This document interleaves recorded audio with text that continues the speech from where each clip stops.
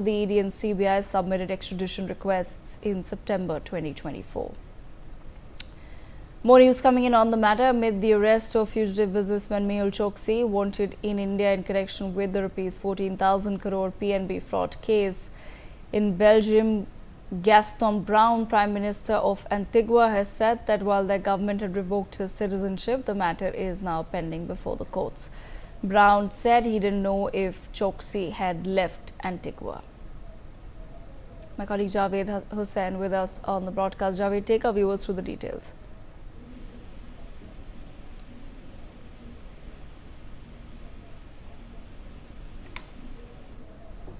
और बता दें कि साल 2023 में मेहुल चोक्सी ने जो है उसने बेल्जियम की रेजिडेंसी हासिल की थी और जानकारी के मुताबिक उसने बेल्जियम गवर्नमेंट से छुपाया था कि भारत और एंटिगुआ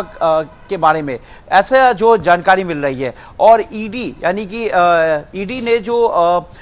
पीएमएलए यानी कि प्रिवेंशन मनी लॉन्ड्रिंग एक्ट के तहत और सीबीआई करप्शन एक्ट के तहत जो है मेहुल चोक्सी को लेकर मामला दर्ज किया था, क्योंकि मेहुल चोक्सी पर जो आरोप है कि करीब 13,850 करोड़ के आसपास पंजाब नेशनल बैंक और दूसरे बैंकों का जो है लोन का जो अमाउंट है वो फर्जीवाड़ा तरीके से उसने पूरा उसमें धोखाधड़ी करने के बाद वो साल 2018 में यहां से फरार हो गया था। उसके बाद एक शिकायत दी गई थी सेंट्रल ब्यूरो इन्वेस्टिगेशन को। उसके बाद से ये मामला दर्ज करने के बाद इस मामले की जांच की जा रही थी। मेहुल चोक्सी हालांकि बीच में जो है वीडियो कॉन्फ्रेंसिंग के जरिए वो लगातार जो है पेश हो रहा था, लेकिन उसके बाद वो वीडियो कॉन्फ्रेंसिंग के जरिए भी वो पेश जो है बाद में होना बंद हो गया, जैसा कि जानकारी मिल रही है।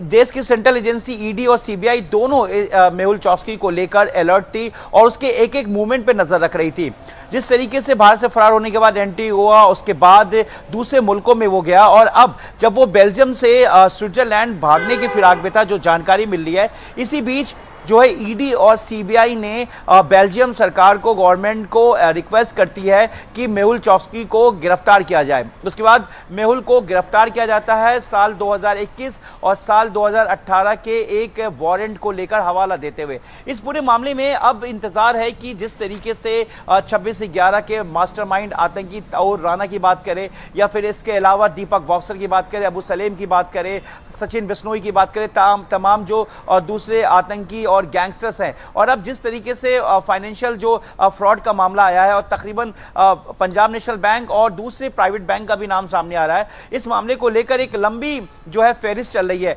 ईडी के जो कुछ सोर्सेज है वो ये भी उन्होंने बताया कि किस तरीके से मेहुल चोक्सी ने साल 2018 के आसपास जो है 26 करोड़ की जो उसकी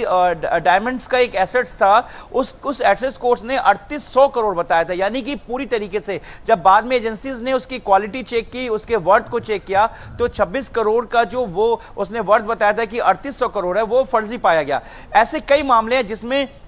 अगर हम बैंक की बात करें तो बैंक में भी अंडरटेकिंग जो लोन के प्रोसेस होता है उसमें भी उसने कई बार लोन को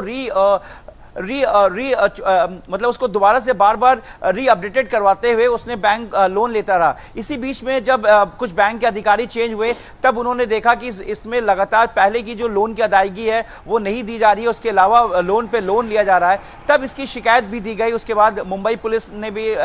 मुंबई में भी इसकी शिकायत दी गई है और लगातार इस मामले के बाद से 2014-2017 के बीच में जो लोन का जो पूरा अमाउंट है, इस अमाउंट को, इस रकम को जब पूरी तरीके से एक प्रोसेस मेहुल चोक्सी और उसके भतीजे जो रिश्तेदार है नीरव मोदी की तरफ से एक पूरा प्लान तैयार किया गया कि किस तरीके से फर्जीवाड़ा को ऑपरेट किया गया। उसके बाद से साल 2018 में मेहुल चोक्सी यहां से फरार हो गया। मेहुल चोक्सी की जो पत्नी प्रीति चोक्सी हैं उनको बेल्जियम की नागरिकता प्राप्त है और साल 2023 में जिस तरीके से साल 2018 में मेहुल चोक्सी यहां से फरार हो गया था, उसके बाद से वो लगातार देश बदल रहा था। उसके बाद वो फिर बेल्जियम पहुंचता है, जिसकी जानकारी सेंट्रल एजेंसीज को लग जाती है। अब हालांकि इस पूरे मामले में सेंट्रल एजेंसीज की तरफ से प्रत्यार्पण की तैयारी की जा रही है कि जल्द से जल्द जो है मेहुल चोक्सी को भारत लाया जा सके, क्योंकि जो मेहुल चोक्सी का जो मामला है, जो अगर हम ईडी सोर्सेज की बात करें तो एक लंबे समय से जो है मेहुल चौकसी जो है वो जब लगातार जिस तरीके से बैंक लोन का फर्जीवाड़े का एक पूरा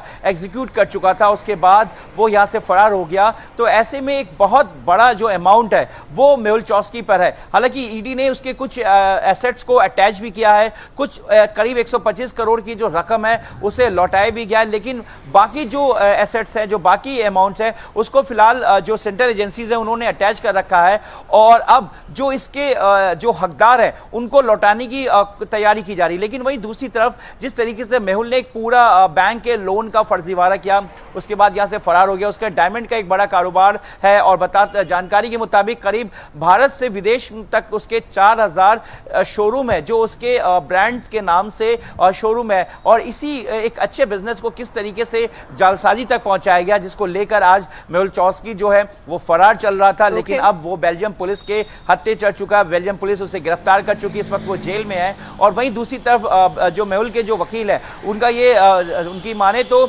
मेहुल चौकसी की बेल के लिए बेल्जियम कोर्ट में वो लोग उसके हेल्थ को इशू बनाकर और बाकी मामले को लेकर बेल की अपील करेंगे। लेकिन वहीं दूसरी तरफ सेंट्रल एजेंसी पूरी तरीके से तैयार है और तमाम जो एविडेंस है, जो बैंक के एसेट्स हैं, जो किस तरह से बैंक से लोन लिया गया, कैसे उसके एक शेल कंपनीज को खड़ा किया गया और किस तरीके से इन पैसों को पूरी तरीके से इन्वेस्ट करके दूसरी जगह इन्वेस्ट किया गया, किस तरीके से इसको हवाला के जरिए विदेशों तक ले गया, मनी लॉन्ड्रिंग का मामला है। करप्शन एक्ट सीबीआई की एजेंसीज की बात माने तो करप्शन एक्ट के तहत भी मामला दर्ज है। तो दोनों एजेंसीज के जो मामले दर्ज हैं उन दोनों को देखते हुए ऐसा लगता है कि मेहुल चौकसी का जो है वो जो आने वाला वक्त है वो मुश्किलें वाला हो सकता है, क्योंकि एजेंसी पूरी तरीके से तैयार है। और जिस तरीके से मनी लॉन्ड्रिंग एक्ट के तहत जो हेरफेर किया गया, करप्शन पूरी तरीके से किया गया, एक धोखाधड़ी की गई बैंक के इस इतने बड़े रकम के साथ जो आरोप है उसको लेकर बैंक की भी शिकायत दी गई है। और अब उसके तमाम मुंबई की अगर बात करें या गुजरात की बात करें या देश के दूसरे स्टेट्स की बात करें जहाँ पे उसके एसेट्स हैं, उस पूरे एसेट्स को जो एजेंसीज ने पूरी तरीके से अटैच कर लिया। जी okay, all right Javed, thank you so much for joining us on the broadcast with those details. We leave it there and shift our focus to other